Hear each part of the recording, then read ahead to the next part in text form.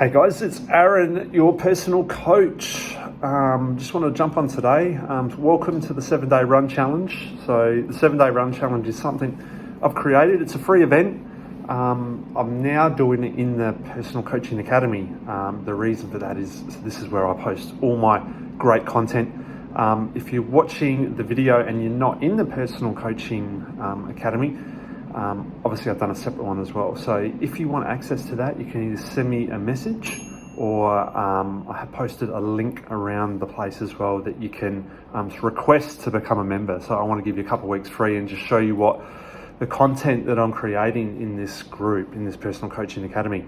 And obviously it's what I'm doing for the next 7 days. Starting tomorrow is going to be the 7-Day Run Challenge. Now this 7-Day Run Challenge, it's a motivator. It's not something that you would train each week. It's not like how you would train each week, but it's going to give you the key components on like what you need to do to get the best results in regard to your running. So no matter if you're just starting out or you've competed in a few events, or you've got something coming up a bit bigger, even if it's a 5K park run, a 10K event, or even a half marathon. So this is going to be some great training just to give you some insight to exactly how you need to be training and what you need to be doing. A couple of things I wanted to put out there first of all. If you are a beginner and you're starting this 7-day challenge, it might be a big load that you're not used to. So just be cautious in regard to injuries as well. Obviously you don't want to push past anything that's going to be too painful. I would normally go on a pain scale of 1 to 10. If it's over a 5, then it's obviously too much and you wouldn't complete the next day training. Or if it's an easy 20 minute run, it might be okay. It depends on the severity of the injury though. But just keep that in mind. I don't want anyone to go out on a 7-day challenge and hurt themselves. But as I said, so this is a motivator. To keep you motivated and give you some great education as well around running and what you need to do exactly. So there's generally 3 types. Actually, I've got a run test to start off. So the run test is probably the key, just to test where you're at in regard to your heart rate, in regard to your pace, etc. So in the program that I've got, there's 3 distances. I've got a 3K, a 5K and a 10K. So if you're obviously a beginner just starting out, you would start with the 3. If you're a bit more intermediate, you would do the 5, and if you're more advanced, a 10K time trial. So obviously it's great to choose an environment that you're going to be able to run it and come back to in the same conditions, right? A run track is perfect. A treadmill is okay. It's obviously the same environment. It's not replicating to what you're going to do, but it's still okay for doing a bit of testing as well. I've done a lot of 10K time trials on the treadmill. I absolutely hate the treadmill, but sometimes the conditions and the environment are good, especially if it is winter, it's cold, etc. It's raining, the treadmill is the best option. So obviously the testing is a key component, and then we've got the 3 training phases. So we've got obviously interval running. That's a key component in regard to increasing your speed, increasing your threshold fitness as well. So we've got tempo. Tempo running is great for continuous increase in your threshold as well. And then we've got aerobic running, which is probably the most important key to running. Excuse me. So aerobic running is one of the biggest struggles or challenges that most people are faced with when it comes to slowing down their run. I was here about 5 years ago. The coach I had at the time said, "Aaron, don't worry about pace, don't worry about speed, just go by obviously time and heart rate." And it took me a long time to adapt to that as well, because I'd been such a, I suppose, it's more of a fast twitch athlete, always had good strength, always had good speed, always wanted to run fast. All my training sessions were all fast. And then I was told to slow down, right? It's a big dent to the ego, first of all. And in your mind as well, you think running slow is not going to make you fit, right? So you're always trying to run fast to get fitter, right? To get stronger, whatever. But it's not the case, right? I learned the hard way. and I want to be teaching you guys as well, not to go down that path. So aerobic running under your or in your zone 2 like heart rate is really, really important part of building that aerobic engine, right? So you almost got to run slower to get faster, right? So and it depends. As I said, I'm more a fast twitch athlete, so in the beginning I needed more aerobic runs. I didn't even run fast at all. So obviously in this 7-day challenge, there's a lot of components that you will be testing yourself.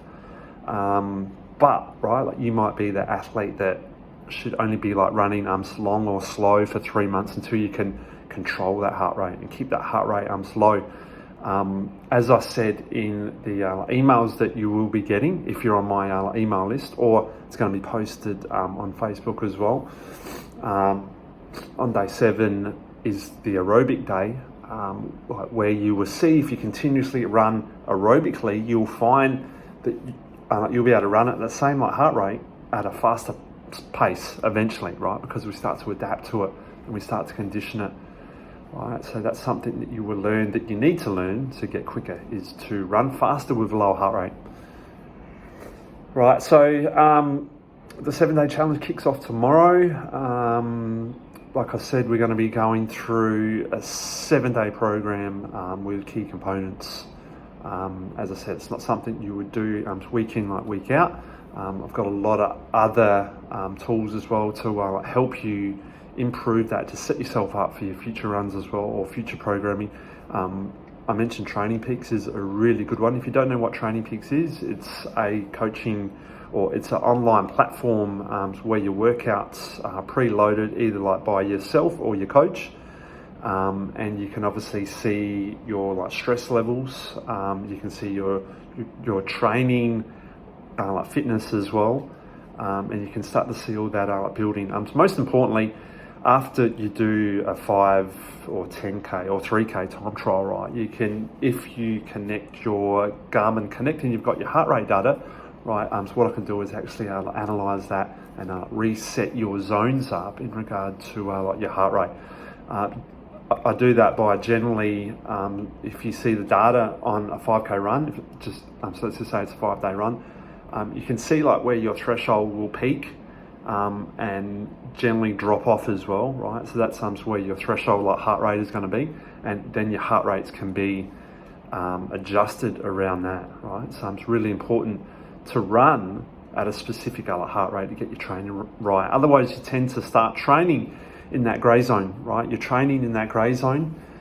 It's not going to get you the results that you want, and it's pretty much a waste of fucking time, to be honest. Like I said, I was there for years. I want to teach you, obviously, you guys, not to be able to do that, to learn from others, other people's mistakes, obviously. And I was doing that probably for the first 5 years of triathlon. I was running. I was obviously going out and doing either 5 or 10k runs. At the time, I was training for sprint or Olympic, and everything was in the red. Right, everything was in the red. My heart rate was always super high. I never knew of any slow heart rate runs. I thought mentally it's not going to increase your fitness. So yeah, in the 7 days, I want to teach you exactly what you need to be doing, some key components in running, a lot of other educational stuff as well on the way. So obviously I'm going to be posting on Facebook, but there's a few other options as well. I've got the private group. I'm doing another video just outside. That's why I'm not looking at this camera right now. I've got 2 cameras. I'm doing a live in the group right now. So if you're not a member of the group, you can either send me a message, or I have, as I said, I have got a link posted around the place as well that you can to request to become a member. So it's the Personal Coaching Academy, so where I'll be posting all the content for this week as well. So make sure you don't miss out. If you're not on my database as well, I will be sending that information out through email. If you are on a program already and you haven't let me know that you want to do this, I will need to update that program in Training Peaks for you for the 7-day run challenge. So like I said, even if you have got a program already but you want some extra education around running, or you might be thinking about running, so you're not quite ready yet to get into it, you can obviously still get that information. So just let me know. If you did want it set up in Training Peaks, I can also set that up as well. In the emails and on the Facebook pages that I'm posting, there will be some links to set up your very own Training Peaks account. So just click that link and set it up. I will obviously get the information through my coaching account, and what I can do is upload that in there for you. So let's touch base. I will have some links also for some personal coaching calls. So if you wanted some more information around it, just book a call with me. We can just have a quick chat, 5 or 10 minutes, just to point you in the right direction to where you need to go. Thanks so much, guys. I hope you can join me in this 7-day run challenge. I'm excited. It's going to be some great information, and it's going to keep you on track and focused to where you need to go if you're running. Thanks so much, guys, for watching. I will be seeing you soon. Happy running for now.